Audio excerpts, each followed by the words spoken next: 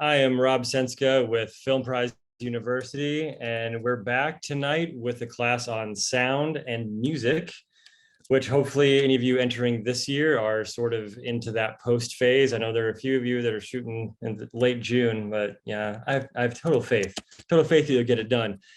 So Film Prize University is presented by Film Prize Foundation, made possible by a generous grant from Louisiana Entertainment, which is a division of Louisiana Economic Development, supported by our partners at Louisiana Film Entertainment Association and a ton of other sponsors for the Prize Foundation.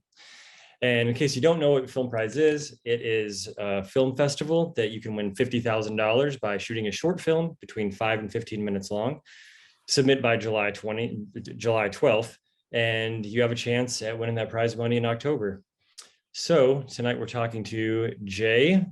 You're going to kick us off with sort of the basics of approaching music with specifically short film, but you can talk conceptually as well about like when a director comes to you, what are some of the things that they need to have in mind, and what's the conversation that you have with them?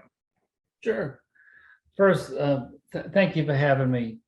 It's always a pleasure working with Gregory and all of his people and all the amazing work y'all do. And I think Tommy and I are going to make a film. I heard 50,000. I keep hearing that every year, Tommy, $50,000, $50,000. I go, why don't I go make a film, man? I think you'd be crazy not to make a film with this prize going. It's amazing work that's being done. But yes, as you point out, my function in film centers around the musical side of it, not the mixing side. The producing, the recording, the writing, the composing side of it is what I do, and depend on people like Tommy to take care of a lot of the technical part. There's a tremendous amount of technical parts to writing music for film. It's as much an exercise in mathematics, software, as it is in creativity. And most importantly, it's a collaboration. And the collaboration, my job on a certain level is to help you directors tell the story you're trying to tell. And your job is to tell that story and figure out how and if music is going to interface and be part of the storytelling process. You guys usually come to me at the end. I usually get involved heavily at the end of a project. It's in post-production. You've shot it, although I'll tell you a bit about production music and what we do there. But usually when I'm scoring a film and putting music to help tell the story, it's been shot, it's been edited. There's no such thing as, I'm sure everybody knows, as a final edit anymore. Non-linear editing has allowed y'all to change your mind up until the very last second. And it used to be a very expensive process to change your mind. Now it's a very cheap process. It just puts a lot of time stress on the tail end of the process. So music and mixing kind of suffer the struggles of trying to squeeze a lot into the last minutes that y'all have left to do it. They wanted me to talk a bit about what y'all should be thinking about, and start with the global. The global way of looking at music is there's two types of music you'll have in a short, in a film, in a TV series, doesn't matter. Any kind of media.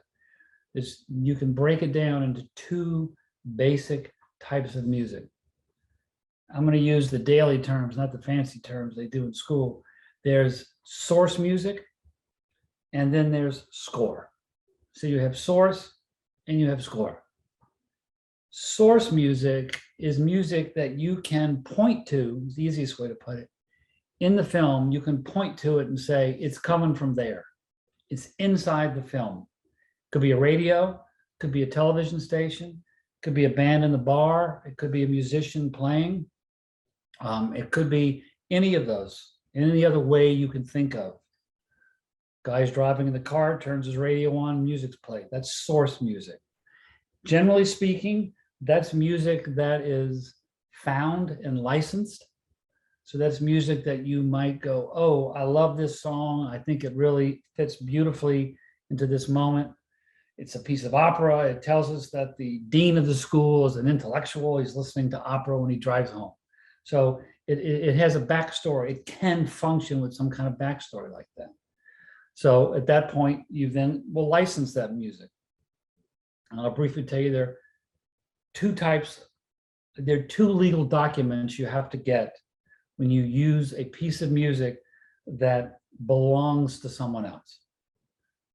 You have to get a piece of paper from the publisher of the music, and you have to get a piece of paper from the person who owns the recording that you're going to use. Now, if you're going to make your own recording, a new recording, you just have to get the permission from the publisher, the price.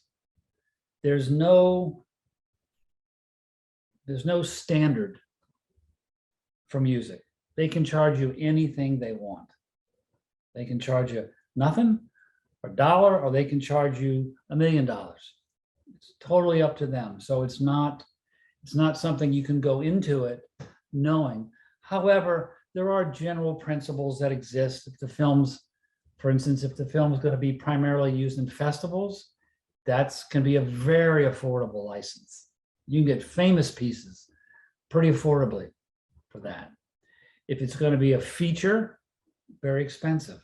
It's going to be on television, not as expensive, but it's still going to cost money. So there's all ways, and there's sort of a general feel. A good person you'll need to know about is called a music supervisor.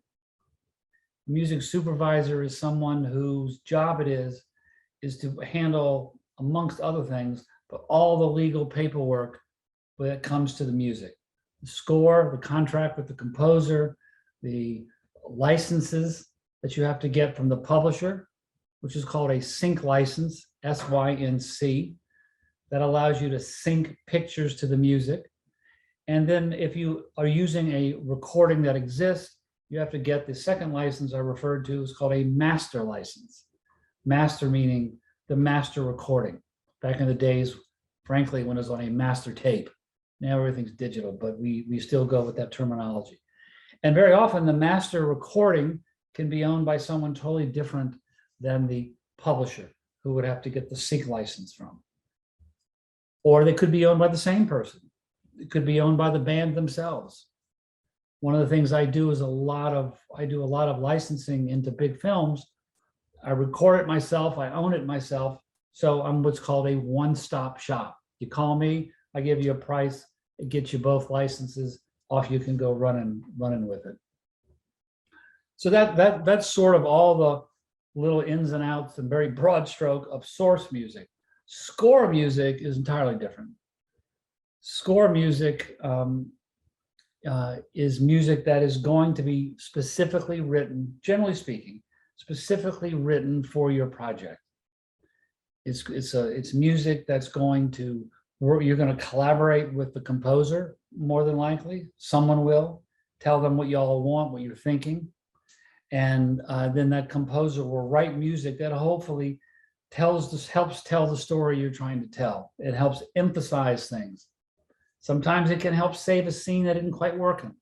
It can certainly make a scene that seems to be dragging go faster. It can also hurt your film. Too much music can be bad. It can be not, it doesn't quite work. It distracts, it grabs the attention. So it's a very different process. With your source music, you might want them to know that's a Aretha Franklin song playing, because it tells you something about the characters. But with score, very often you don't want them to go, oh, listen to that beautiful piece of score. Now I don't know what they're talking about, and it takes you out of the film. So part of the skill set of being a composer for score is hitting that fine line between vapid music that's just there, not doing anything, and music that doesn't distract, but instead emphasizes, helps tell the story, helps emphasize the key points you want to talk about. And in those conversations that happen before we write a note, we talk about instrumentation. What kind of soundtrack do you hear? Do you hear it with synthesizers? Do you hear it with guitars? Is it a band? Is it jazz? Is it more traditional, orchestral? You know, what is the sound of the score in terms of instrumentation? That's something that will be worked through with the director and the collaborative team, which is often the director, sound editor, sometimes the video editor, the music supervisor, an executive producer, or the producer, depending on who does what. As you know, those producer terms get thrown around a lot nowadays. Some people won't do anything, some people do a lot as a producer. So depending on how involved they are. If it's a TV show, the showrunner will be the one who will sort of be the thread that makes sure the music element that's in all of the episodes fits together. And directors come in for their one-off episode very often. So it's a very different process, or it's a very different group of people in television than in a film. So all those kind of decisions, and then it starts with, once you've hired a composer, the first time you'll have, for sure, have deep conversation is what we call a spotting session. You've edited your film.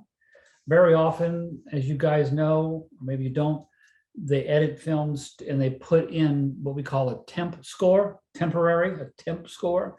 They take other pieces of music that might have been scored in another film, they put it into their film, to your short, to your feature. It really doesn't matter whether it's a short or a long. It kind of sort of works the same way. And you watch it with that. The thing to be careful of there, if you're a director or if you're working with a director, is what we call temp love. Very often what can happen is the director falls in love because you've been listening to that, you've been watching that scene or that thing for a month. You shot it, you wrote it, now you're watching it, and you put this music in and you feel like, oh my God, it made the scene really come to life. And you went and grabbed a piece of Thomas Newman, or you grabbed a piece of Led Zeppelin, or you grabbed a piece of Aretha Franklin, and you're using it as score, and you're going, okay, well, yeah, I think Thomas Newman probably had about $1 million budget to record that music and to make it happen, and you've got $4,000 or $1,000 to do it. So you got to be really careful that you don't fall in love with something that you can in any way, shape, or form recreate and replace.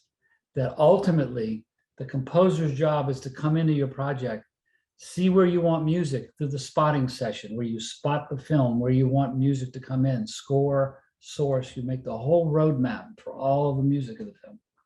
And then they're going to go back and they're going to think of a melody or a theme or an idea that's going to help tie it all together.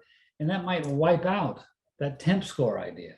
Instead, now you've got this scene that you love that music in so much, but it doesn't work with any other scene that's like it. So you're going to have to take the ideas and allow the creative process to take place on the score side of things.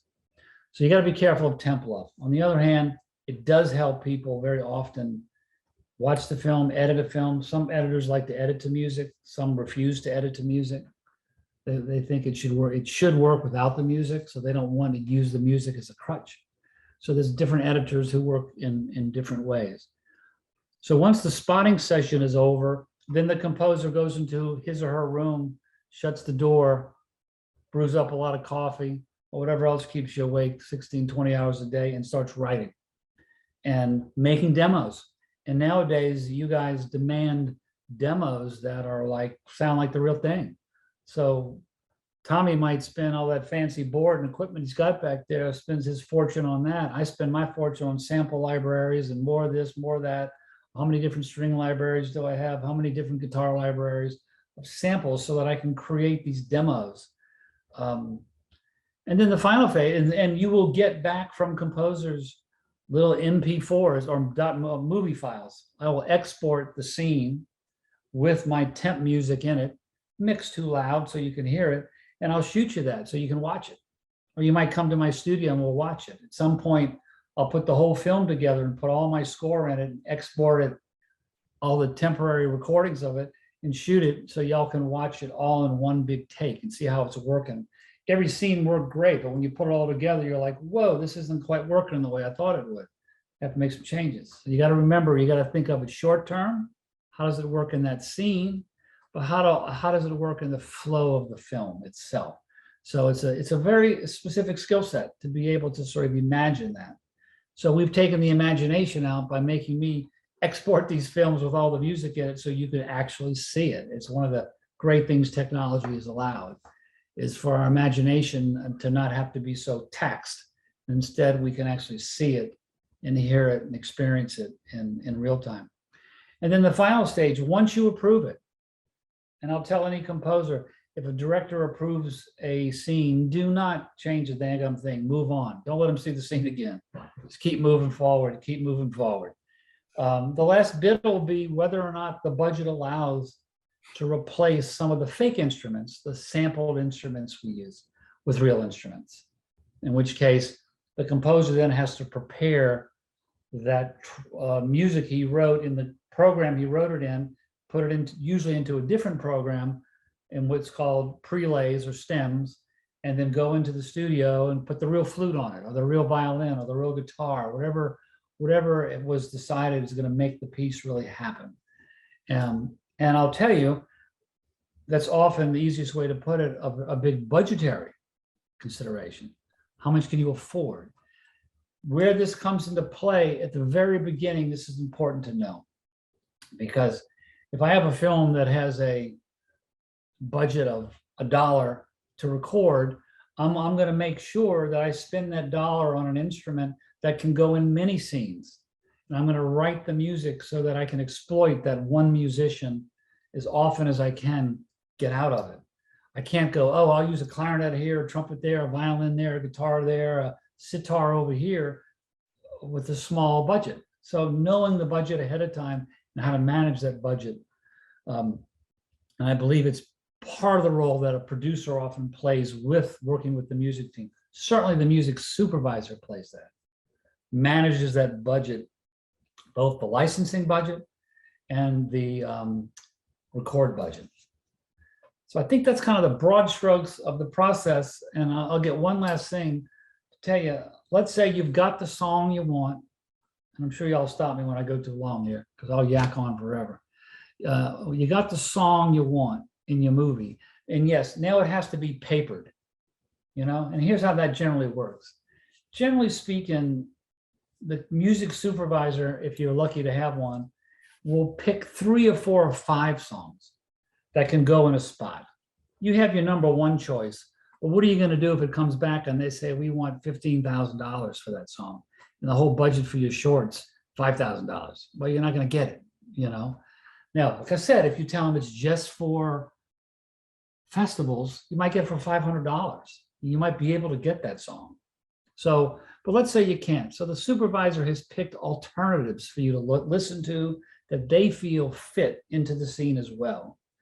Their job, the supervisor's job, or if you don't have one, you're going to have to do it, is you send an offer, a written offer to the publisher. And you say, you describe the scene, there's a little description. Fits on one page, probably all done now electronically, and probably print a damn thing.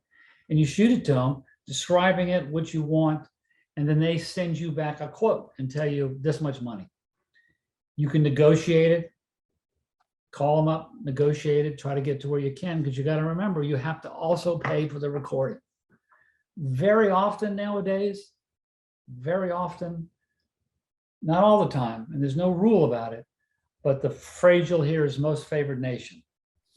And what that means is the guy who owns the publishing might give you a quote, but they might say, but I want most favored nation with the master. So if the people who own the master recording come back with a higher number, you're going to have to up what you're paying for the publishing to match that number. That's what most favored nation means. It means no one gets paid more than I do. So if somebody wants more and you're going to give it to them, you got to raise me up to it. So that's generally, you're going to hear that. I always see that, I always throw that out there myself when someone's licensing from me. So I think those are general things. Yeah, that's super helpful. Where are some places that people could go if they have no idea where to turn for music and they're just starting out? And maybe we can talk about the tiers of it, like there are free libraries all the way up to you. What a little bit about that. Yeah, there are libraries. I mean, with the advent of the internet, you can go Google royalty-free music. That's what you'd be looking for. Now you're going to have to pay for the use of it, but you're not going to get stuck with, there's no royalties from it. They're going to charge you a one-time fee. You can use it and you move on from there. They will collect royalties, but they'll collect it from broadcasters. You don't have to worry about it. But it does lead to you got something called a cue sheet, CUE, cue sheet. And that is the most important document from my point of view that comes from music supervisors, because a cue sheet lists, hell, I was messing with one today, every piece of music that's in the film, how long it runs, whether it's a visual vocal, a background instrumental, it has codes for how it's used. That tells BMI, ASCAP, and CSAC who gets royalties from it when it plays on a broadcast medium. That cue sheet, without it, you'll never get your film onto any kind of medium, because they know not to take it unless you have a cue sheet, because nobody wants to get sued. Nobody wants to be accused of stealing from musicians. So you have to have a cue sheet done, whether you do it, and it's easy to do. It's something called Rapid Cue, and you can fill it out online for your own project, and it will then submit it to BMI and ASCAP and CSAC for you. I'm sure there's a fee involved. Even beyond that, like let's say you've done that, you've got an idea of what you want your music, and you know you can get it from free from a buddy. I think the cue sheet's important. Just the very basic level, having time codes where you want your song to come in, how long it is, because that way when you're going back and forth with a composer, they know what it is you want. Otherwise, they say, do you want the whole thing scored? Like you have to have a vision, because a composer is their own artist and they could do it in one of 1,000 ways. So they really need direction, just like you direct an actor. And one of the questions we have in the chat is, should the music be throughout the whole film? And you touched on that for a second, but I think it really depends on the film. Some wouldn't need any music at all, and some just need it in certain scenes. I know the tendency of a first-time filmmaker is probably to overscore. Is that correct? Well, it can be, or to just, yeah, it can be. It can be thought of that way.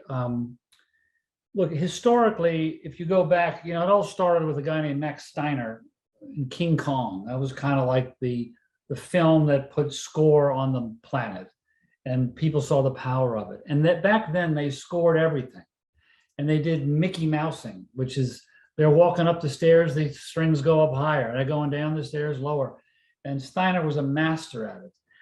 The aesthetic changed. Nowadays, the aesthetic is very different from that. And so it in some ways, score, Julie, to answer your question, score is often used more as an atmospheric kind of approach.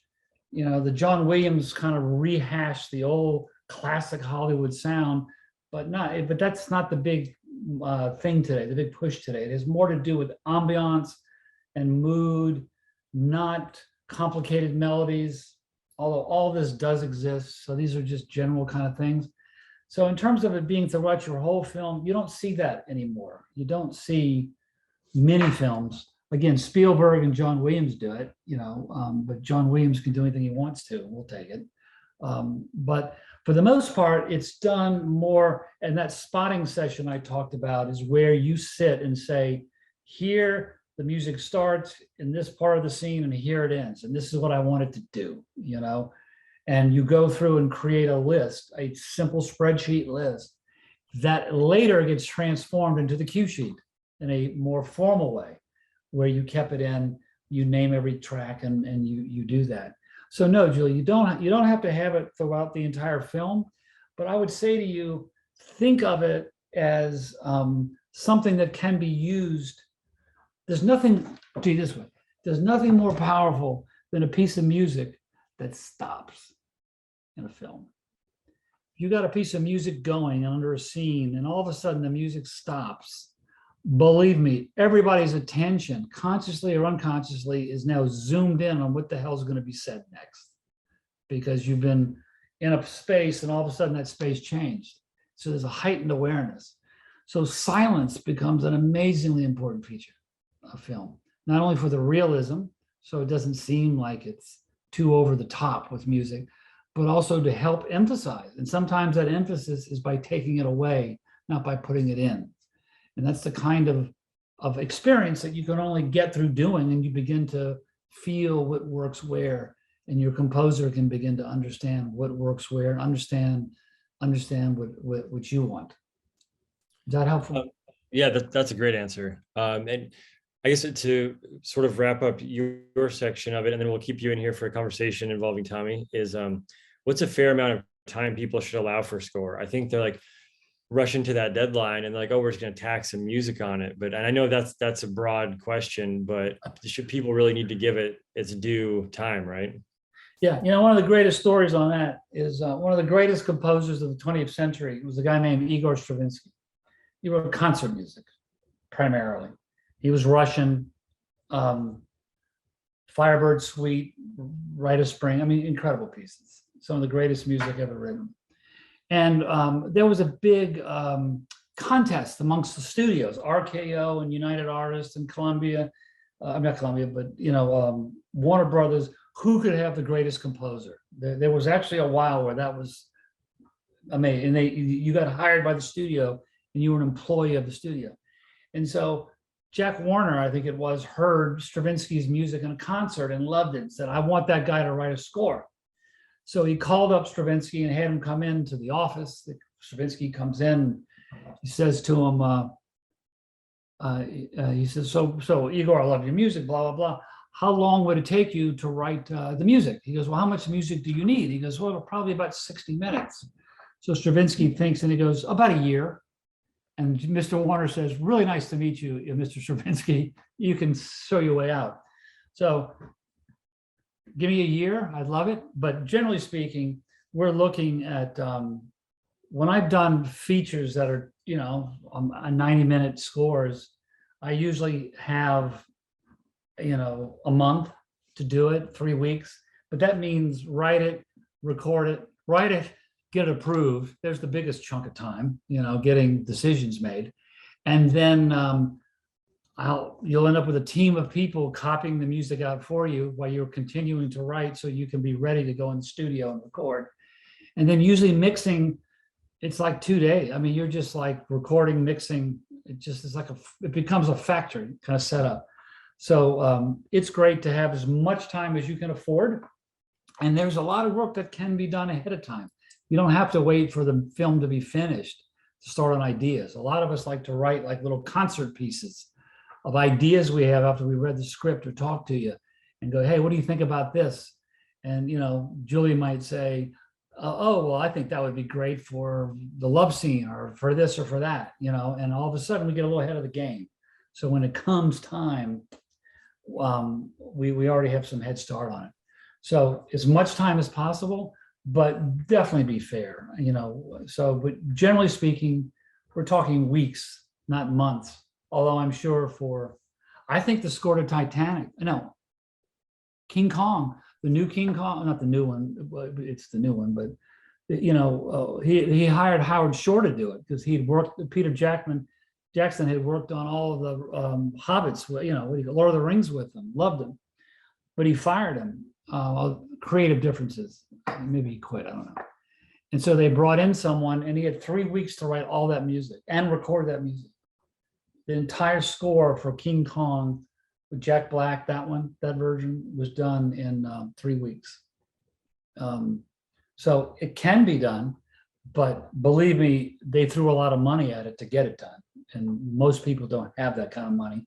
So you tend to want to be a little more generous. But I've done shorts that are 8 to 15-minute shorts, wrote the music, recorded it, delivered it within 4 or 5 days sometimes, So it's the best answer is give me as much time as you can. Jay, that's awesome. And hopefully you can stick around. We'll get into conversation here with Tommy. Welcome, Tommy. Hello. So to start off, Tommy, you are a person that does something that I think a lot of people don't even know exists potentially, especially as first, second time filmmakers. Like, wait, I need a whole person to do sound after it's already shot. So I think a good way to get into your section here is just tell me what you do. Well, I do post-production audio, and that consists of quite a few things. Sound design, the overall mix, the final distribution into whatever format it is, dialogue cleanup, Foley, I kind of do a little bit of all of that. Um, so it's a pretty involved process. Um, Now, as you were talking about uh, music and the spotting of the uh, with the director, that's also in post production. And what I do, one of the first, well, actually, the first thing that you want to do, because I think the main goal is to tell the story, and whether you're telling the story through music, or whether you're telling the story through mixing and sound effects or stuff that I do, or whether you're the colorist and you can tell the story that way. So I think I think my main focus with whatever part of the post production that I do is to make sure it's on par with the story that the director wants to tell, because it can go a lot of different ways if it doesn't match the director's vision. I mean, we can look at the same film and see two different things. Um, but there's an old saying that when sound is done right, nobody notices it. So it kind of goes back to what you were saying. It's like nobody knows, that you exist. That's a good thing, because if people are noticing the sound, you don't want that. So when everybody walks out of the theater and nobody says anything about the sound, I think you've done a good job. It reminds me of back in the day. I used to do sound at a church, and you're standing back there at the mixing console. The congregation's in front of you. You're in the back, and as long as everything's going good, no one says a thing, everything, the service goes on. But if something messes up, or if the pastor's mic cuts off, or if something happens with the sound, the entire congregation turns around and, and looks at you sitting there. Man, it is not a cool moment. So yeah, I think if the sound, if it's right, nobody really pays attention to. No, and that's what you want. That's what you want. Right, and that's like me as a cinematographer as well, is like, if I always say, if I do my job well, no one's going to pay attention to it. And sometimes they say like, well, it was really pretty, means like I did my job well, but maybe the film wasn't a great film. But I think one of the things that sound does for a film is it keeps you in it. And a lot of first time filmmakers or short filmmakers don't realize that what bad sound really is until they've shown it to a friend, or they've shown it to someone who hasn't been there on set, because it's the first thing that will rip you out of the film, out of the story. You can be in the film, and then if there's a gap, if there's no room tone, or if the dialogue peaks or something, suddenly you've lost the entire film and you're back in reality. Can you talk just a little bit about how it can ruin the movie for you? Oh yeah, it definitely can. It's kind of the equivalent. Okay, if you and I were conversing, and I was telling you about a movie that I saw, or any other thing, I was just conversating with you about something that happened, and let's just say there was this annoying person that kept interrupting, and to where you couldn't really understand what I was saying, because every time I started talking, this person would would interrupt. That's bad sound.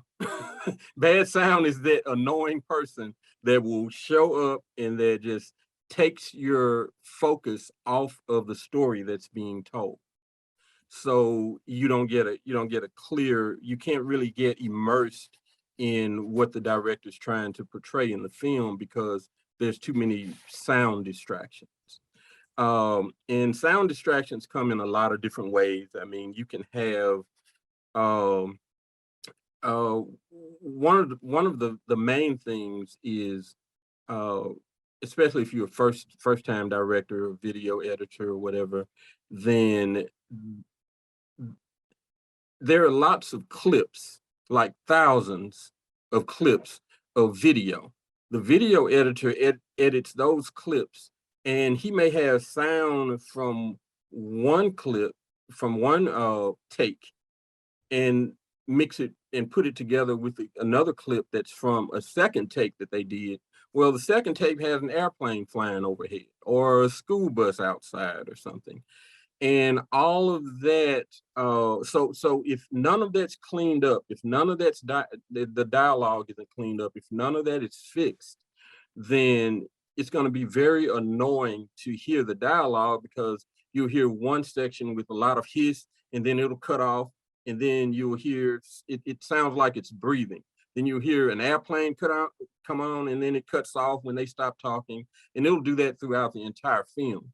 So the first thing that I do in post-production, after I spot the film with the director and find out what his goals are and what he's trying to do with the sound, then I'll do the dialogue editing and the dialogue cleanup.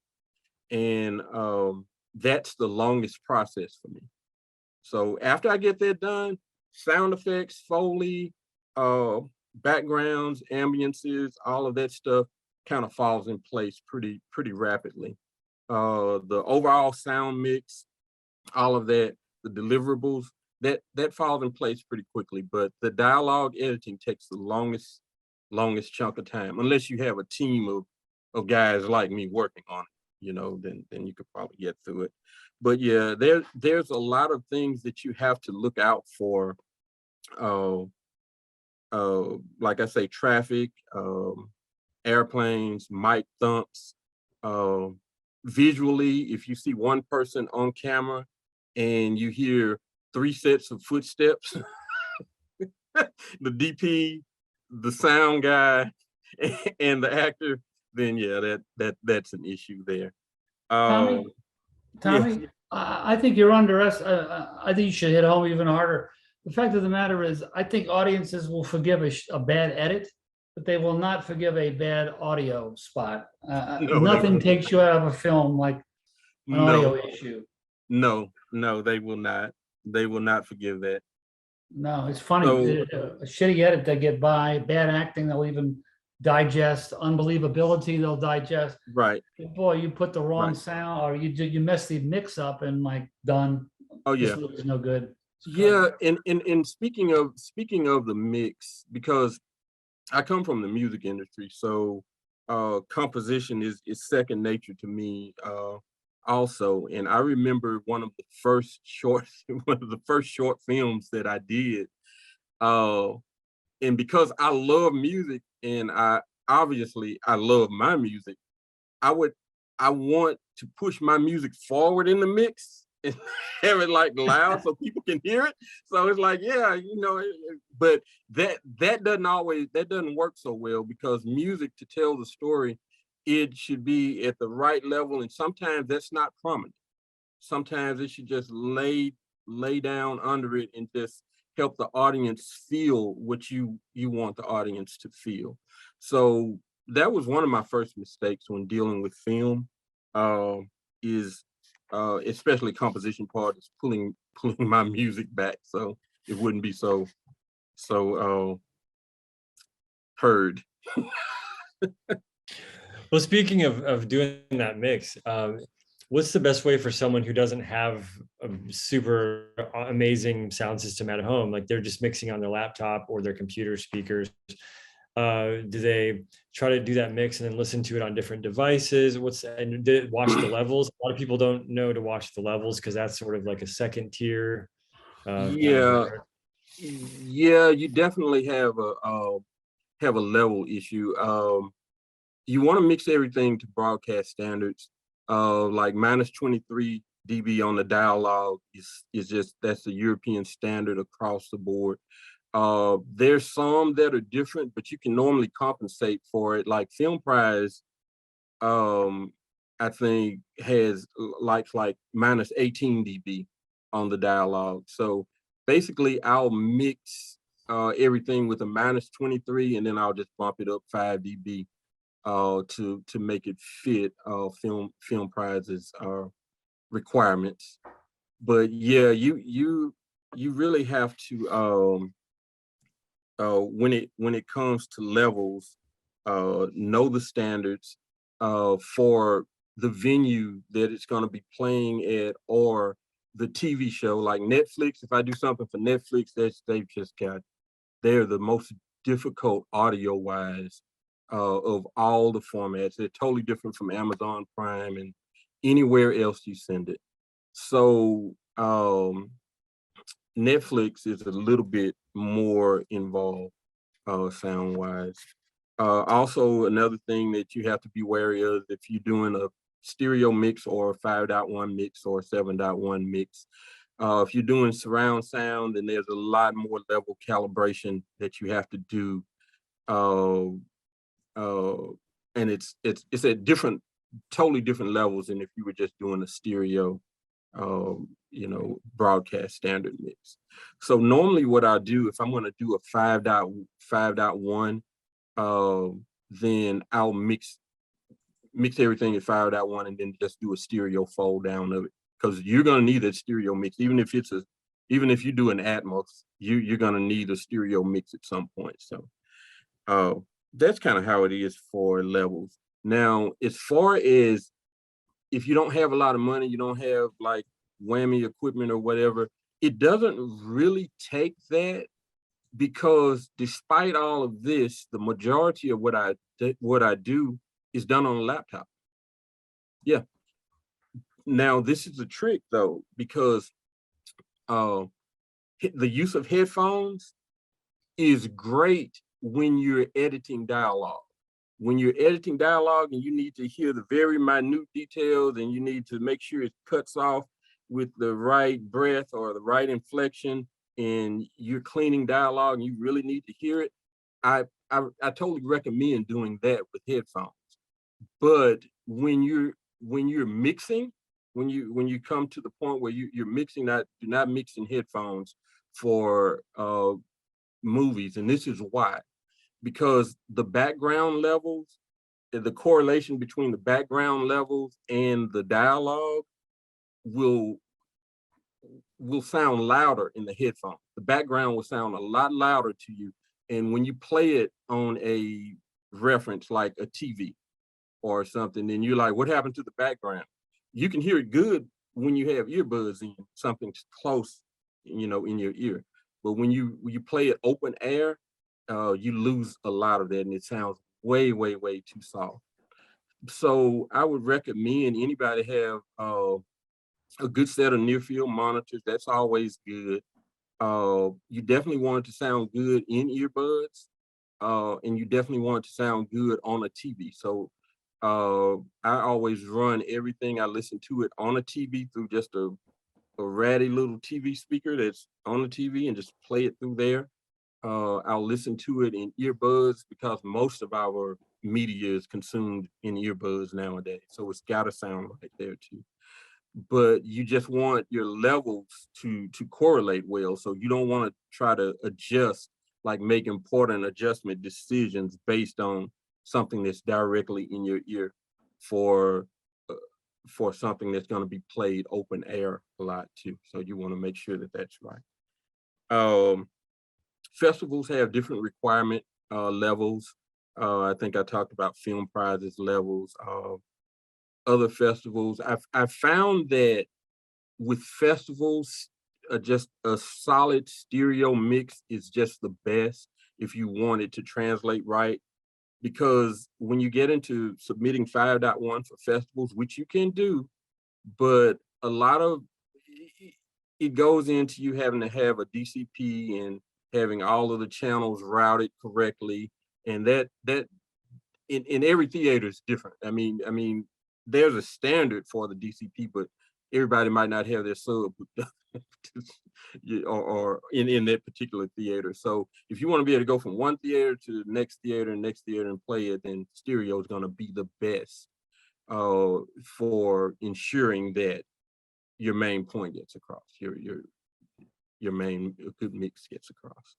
I think that's the best advice for a lot of people starting off, is do earbuds and speakers and just try a few different formats. Same with color correction or anything. It's just like, you can never predict how many different formats people are going to be watching it in, especially if it's going to be theater all the way down to your phone. Right. Right. So one thing that I know that you're really good at is sound design and helping tell the story. So it's not even just mixing levels of dialogue to music to Foley and all that stuff. You actually say, look at a scene and say, what could be happening off camera that would help tell the story. So if you can talk a little bit about that, because I think that's a little bit of an advanced technique for starting out filmmakers. Right, right. Sound design is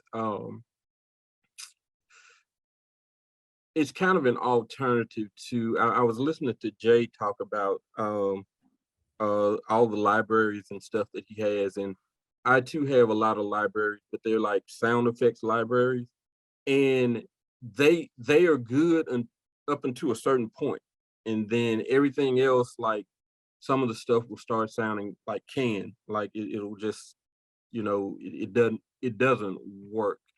That's when sound design comes into play, because I actually go out with my H6 Zoom and my stereo mic setup, and I'll actually go to parking garages and fields in the country and get like good summer cicadas and all of that. And that some of that stuff you can't really get the feel that you want from a lot of the pre-recorded stuff. So definitely with ambiances and room tones, uh most of the time, like in Wild Sounds or in other parts of the delivery that's sent to me, uh they'll have like the on-set guy will have like room tone. That works to an extent, but most of the time what I end up doing, and it's just something that I do, everybody doesn't do it this way, but I like to build the environment like pretty much totally from scratch. So like that's new room tone, that's new outdoor ambience with the right filter on it. If it's inside and you hear some crickets through the window and you have it filtered a certain way, I like to actually build the environment of what's going on in the room. I can tell the story better that way, because I mean, room tone is helpful, because there's some scenes where I just absolutely have to use the room tone that they sent. But the majority of the time, I'll build the environment totally from scratch. So I watch the film, and I'll look at it just like anybody else. Now, like, what would be cool right here, or what would be going on right here? But there's a fine line to that, because I'm a creative, Jay's a creative, but sometimes your creativity doesn't match up with the director. Directors, I think with most most directors are the most conservative when it comes to being too creative with the film. So I kind of limit some of the stuff that I do, because most times directors say, no, I don't want that. No, I don't want that. So I kind of keep it like is kind of as basic and as simple that gets the story across as possible. And then if the director, if he and I sit down and watch the film, he said, I think we need something else here. Maybe we can try this. Then I'll do that. And then sometimes if I'm really feeling creative and I think it'll work, and I'll put it in there and just see if he likes it or not, or her, and see if they like it or not. If they do, then hey, we got something cool going. Well, and again, you're just helping with the immersion, right? You're helping create the Right. environment. And so how would you approach that? Let's say I'm a director, I have my short film in front of me. Would I watch it without the sound on and just really pay attention to the environment? Or what's the best way to accomplish that? Well, you pay attention to what you're seeing on camera. You got to really look at all four corners of the screen and see what's going on. And you like if there's a scene and you're in a store or you're in a parking garage, what do you hear? You know, you have to be careful with that though, because everything that you hear naturally, like in life that we that we hear, doesn't work in a film, and it'll take away from the story. So uh, you want to keep the good and throw away the bad, if that makes sense.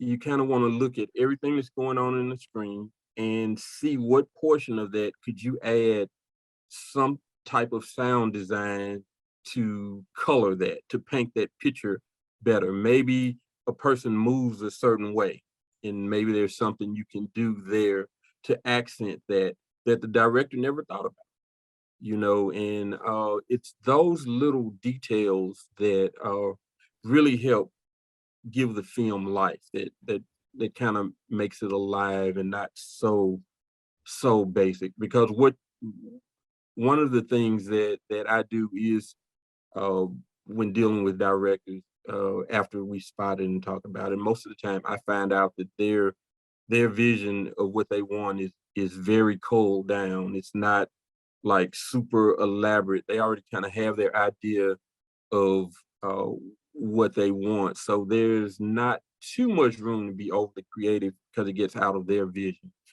And my job is to bring their vision to life. If I can't bring their vision to life, I haven't done my job. So Well, I feel like it's you have to be a master of subtlety when it comes to that stuff. It's like just bringing it from 90% to 100% as far as immersion goes. And for an example, for people who haven't really thought about sound design, it'd be let's say you're on a budget and you're shooting in a room, but all you do is add like a crying baby in the distance, or an argument happening muffled. Suddenly you're in an apartment complex, or you hear neighbors, and that helps the audience feel a full world and not just someone sitting on a couch, like for an example. Or there's a police siren in the background when something dangerous is happening. Just those little things that register in the back of the audience's head but don't become the focus, right?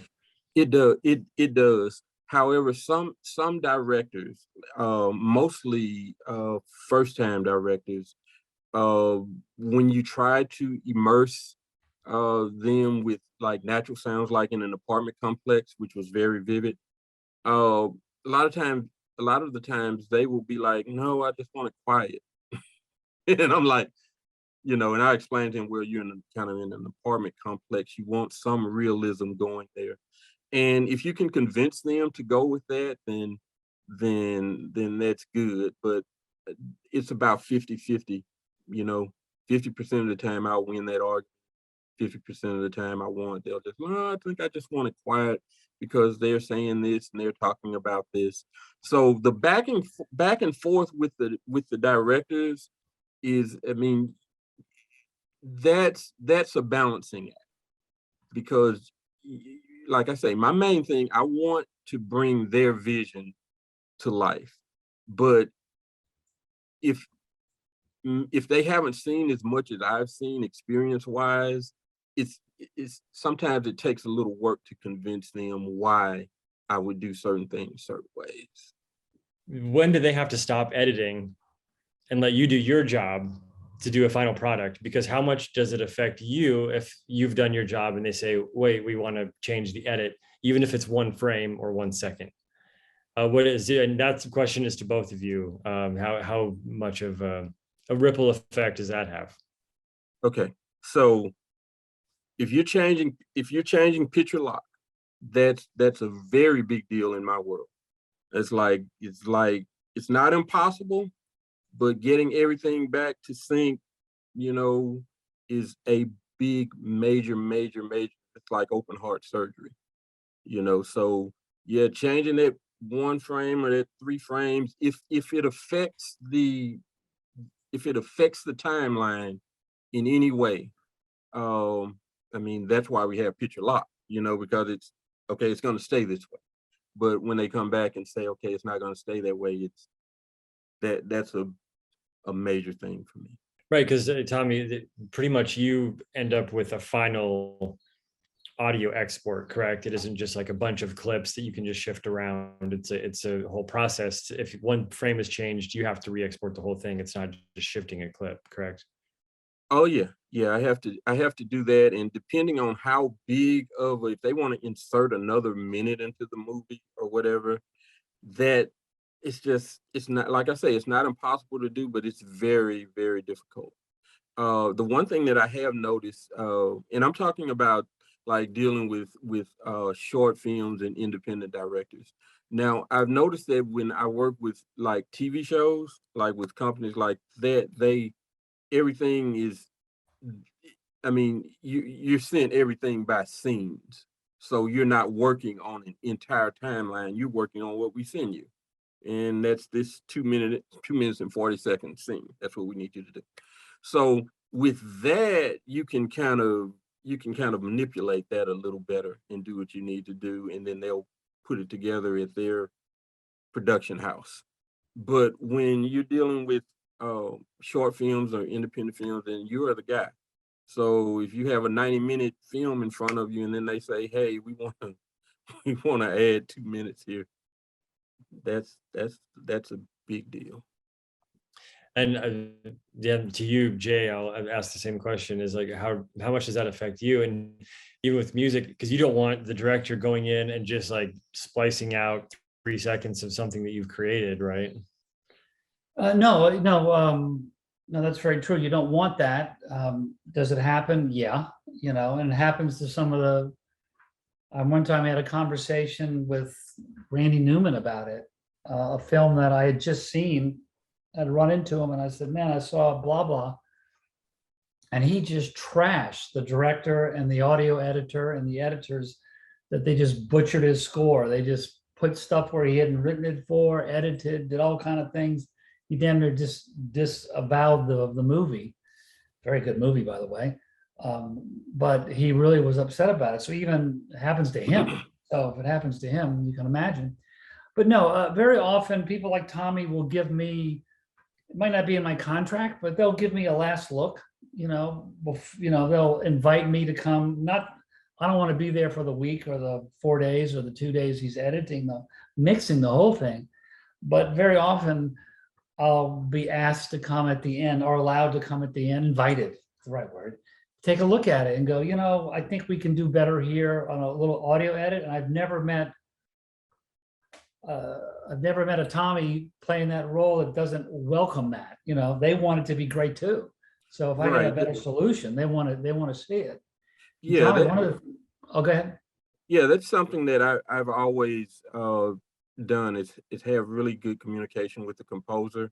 And while I'm working on the film, I will render out those parts where like some of the bigger music portions are, and say, "Hey, check this out. What do you think?" Because there's some things that I might do, like I might add a reverb tail at the end of it or something, and I want to know how the composer sees that, because it's his composition. So there are certain times when I will do that with the composer, and I think it's just a courtesy between composers and post guys to do that. So ultimately, though, Rob, I'm sorry. Yeah, no, you're good. Ultimately, Rob, it's up to the director. It's ultimately, if they want to not listen to good advice and go their own way on it, they're free to do that. That's all contractually part of how it works. But one thing I've taken to, Tommy, and you wouldn't have to do it with someone like you, but a lot of films don't have the luxury of a music editor, and they have a sound mixer who's doing an amazing job, but he's got 90 tracks, 120, 250 tracks he's dealing with, and he might not be a musician. So one of the things I've started to do, Tommy, is when I do stems now, sometimes I do stems of the click track, just so that if they have to edit the music, and they will edit the music. I have never had a film where what I wrote went in just the way I wrote it and sat there for the entire film, every cue. There are times you get into that room and you go, "Man, we should move this there or take that out." I mean, I'm that way, Right. So I have realized that a lot of times I would go in to fix edits because all of a sudden there's a 7/8 bar in there. You're like, "Oh, that's not right." Work. They just don't know. They don't know. I can't hear it.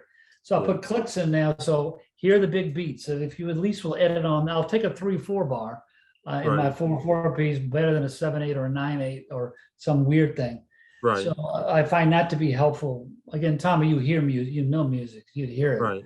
But a lot of guys don't. And if they don't have a music editor, they're stuck. They have to do it. I shouldn't say stuck. They have to do it. And it can be intimidating for them too. So yeah, and a lot of times you will have a video editor that will use music, like a lot of them will use online stuff like Audio Jungle, and they will buy the track, the a license for the track or whatever, but they will splice it on the wrong beat. That happens a lot. It's like if you got a beat in 4/4 time and it's 1, 2, 3, 4, 1, 2, they'll sometimes they won't, like when they extend the track, they won't do the splice in the right place. They'll have the 2 and the 4 together, and it just, you know, and they don't notice it, but it's very noticeable to someone that does music. So Well, and subconsciously, it's very noticeable to the it audience. is. They It will is. all, something's wrong. It is. You know what it is, and that's that. They don't know music what it is, editor. but something's And they're out of the film. Now they're thinking about something else, you know? exactly. That's a good point. And I think there's all these different levels of things that you have to show a trusted source your film and see if anything takes them out, whether that's sound or camera work or acting or anything. There are so many things that can pull people out. So I think sound is that final barrier. That's the first thing that will pull you out. And it's also, like you said, if you've done it well, people won't talk about it. No one walks out of a movie like, man, that sound was awesome. Right. Unless you're kind of in that department or you're interested in that. Right. Well, that's our time tonight, guys. I really appreciate you talking about sound and music. And hopefully this was educational to people. This will be up online for people to watch. And the last thing about Film Prize, you have until July 12th to enter your 5 to 15 minute film. And if you enter FP University as the promo code, FP as in Film Prize University, you will get a 50% off. So hopefully there's some of you out there still ambitious enough to get signed up. So thanks again, Jay and Tommy, and Film Prize Nation. See you later. Film Prize Nation. Yeah.